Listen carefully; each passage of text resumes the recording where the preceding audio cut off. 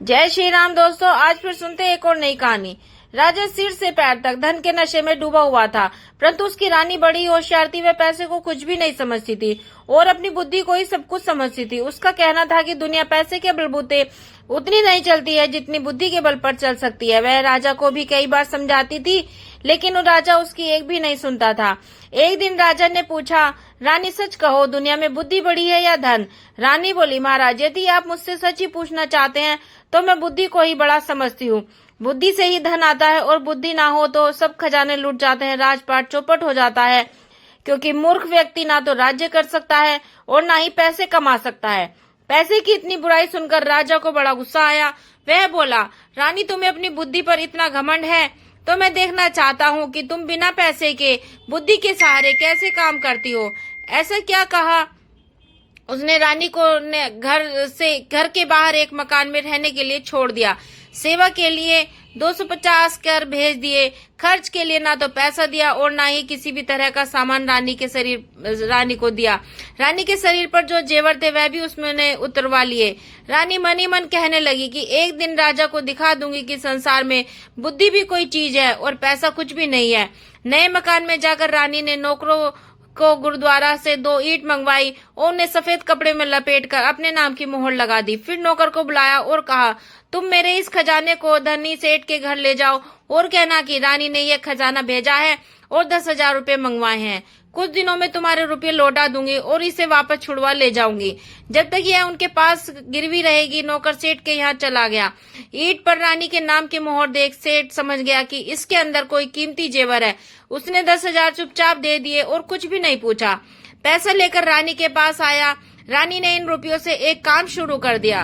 रानी स्वयं व्यापार को देख रेख करने लगी। थोड़े ही दिन में उसने इतना धन कमा लिया कि सेठ के रुपये वापस कर दिए और काफी रुपया बचा भी लिए। जो रुपये उसने बचाए हैं उससे उसने गरीबों के लिए दवा खाना और बच्चों को पढ़ने के लिए पाठशाला और अनाथालय खुलवा दिए। चारों ओर रानी की जय जयकार होने लगी। शहर के बाहर आने के मकान के आसपास ही उसे मकान बन गए और वहां अच्छी रौनक हो गई थी, क्योंकि वहां रानी रहती थी। पहले तो वहां सिर्फ जंगल ही था। इधर रानी के चले जाने पर राजा अकेला राजगृह में रह गया। रानी राहत कार्य में राजा को सलाह भी देती थी और उसे सही निर्णय लेने में मदद भी करती थी। जो लोग राजा को मूर्ख बनाते थे उनकी दाल रानी के सामने नहीं गल पाती थी, लेकिन अब जब रानी चली गई है तो लोग राजा को लूटने लगे और उसका पागलपन आकर बहुत साफ खजाना उससे ले लिया। राजा का मन किसी काम में नहीं लगता था। वह अपना राजकाज मंत्रियों को देकर देश घूमने के लिए निकल पड़ा। जाते समय नगर के बाहर ही उसे कुछ ठग मिल गए। उनमें से एक काना आदमी राजा के पास आकर बोला, महाराज मैंने अपनी एक आंख आपके पास यहाँ 2,000 रुपए में गिरवी रखी थी और आपने मुझे वादा किया था कि जब आप मेरी एक आंख दोगे तो मुझे बहुत सारे पैसे दोगे। राजा बोला, भाई मेरे पास किसी की आंख नहीं है तो मंत्री के पास जाकर पूछो। बोला, महाराज मैं मंत्री को क्या जानूं, मैंने तो आपके पास ही अपनी आंख गिरवी रखी थी, आप ही मेरी आंख दो। यदि आप मेरी आंख न दोगे तो आपकी बड़ी बदनामी होगी। राजा बड़ा परेशान हुआ और आप बदनामी से बचने के लिए उसने जैसे तैसे 4,000 रुपए उसे देकर चलता किया। कुछ दूर जाने पर एक बूढ़ा आदमी उसके सामने आकर खड़ा हो गया।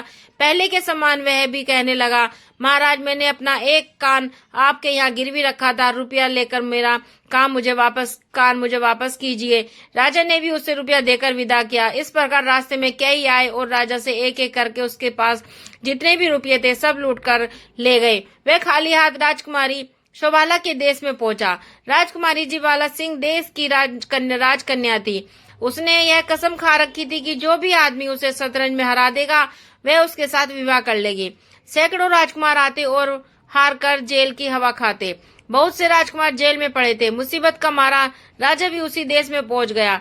अब राजकुमारी की सुंदरता की खबर उसके कानों में पड़ी तो उसकी भी इच्छा उसके साथ शादी करने की हुई। राजकुमारी ने महल से कुछ दूरी पर एक बंगला बनवा दिया था। विवाह की इच्छा से आने वाले इसी बंगले में रुकते थे। राजा भी उसी बंगले में जा पहुंचा। पहरेदार ने तुरंत राजकुमारी को खबर दी कि थोड़ी देर बाद एक तोता उड़कर आया और राजा की बाहों पर बैठ गया।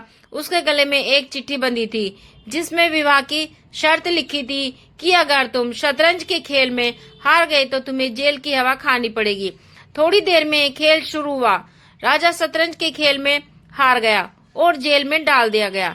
राज्य की हालत बिगड़ने और राजा के नगर छोड़कर चले जाने की बात रानी को मालूम हुई तो उससे बड़ा दुख हुआ और वह राजा का तब पता लगाने निकली। कुछ ही दूर चली थी कि वे ही पुराने ठग फिर आ गए। सबसे पहले वही कान्हा आया और कहने लगा, रानी आपके पास मेरी आंख 2000 में गिरवी रखी थी, आप अपने रुपये ले लो और मेरी आंख वापस दे दो।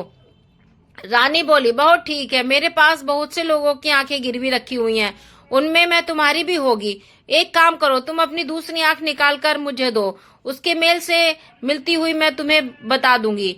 रानी का जवाब सुनकर वह थक गया और वह हाथ पैर जोड़कर माफी मांगने लगा। अंत में ठग ने विनती करके 4000 रुपए देकर अपनी जान बचा ली। यही हाल कान वाले ठग का था। ठग का भी हुआ। जब उसे देखा कि रानी का नौकर दूसरे कान काटने ही वाला है तो उसने भी उसे 4000 रुपए रानी को देकर अपना पीछा छुड़वा लिया और कहने लगा कि यह रानी तो बहुत तेज है। ठाकुर से अपना पीछा छुड़ाकर रानी आगे बढ़ी। ठगों से अपना पीछा छुड़ाकर रानी आगे बढ़ी और पता लगाते लगाते राजकुमारी बाला के देश में जा पहुंची। राजा के जेल जाने का समाचार सुनकर उसे बड़ा दुख हुआ। वह राजा को जेल से छुड़ाने का उपाय सोचने लगी। उसने पता लगाया कि राजकुमारी जी बाला किस प्रकार शतरंज खेलती है और सारी बातों का पता लगाकर उसने आदमी का भेष बना लिया। अब रानी आदमी के वेश में राजकुमारी जो बाला के महल में चली गई और शतरंज के खेल में राजकुमारी जी बाला रानी से हार गई। राजकुमारी के विवाह की तैयारी होने लगी। रानी बोली, विवाह तो शर्त पूरी होते ही हो गया, अब तो विदा होने की रस्म बाकी है। राजकुमारी के विदा होते समय ही सारे कैदियों को छोड़ दिया गया और रानी राजकुमारी को विदा कराकर हाथी घोड़ों के साथ बहुत सारा धन लेकर अपने नगर को चली। कुछ दिन में वह अपने नगर आ गई और अपने मकान में रहने लगी। राजा जब लौटकर आया तो उसने देखा कि रानी के मकान के पास पाठशाला, अनाथालय, अस्पताल सब बन गए हैं और बड़ी बड़ी इमारतें बन गई हैं। देखकर राजा सोचने लगा कि मैंने तो एक पैसा भी नहीं दिया था, उसने ये लाखों की इमारत कैसे बनवा ली।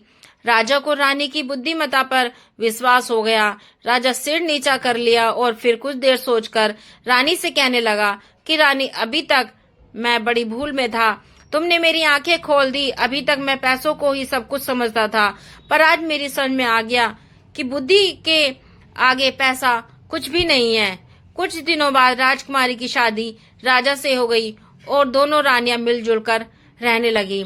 अक्सर लोग पैसे का घमंड करते हैं और कुछ लोग सोचते हैं कि जिनके पास पैसा है वही सबसे बड़े हैं, लेकिन सच्चाई इसमें अलग है। बुद्धि के बिना रुपया पैसा सब बेकार है।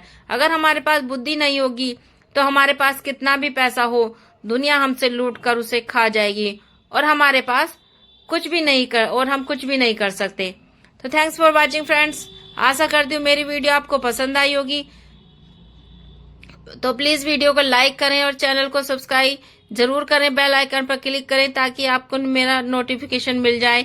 कमेंट में जरूर बताइए मेरी वीडियो कैसी लगी आपको। Please support me. Bye bye, take care.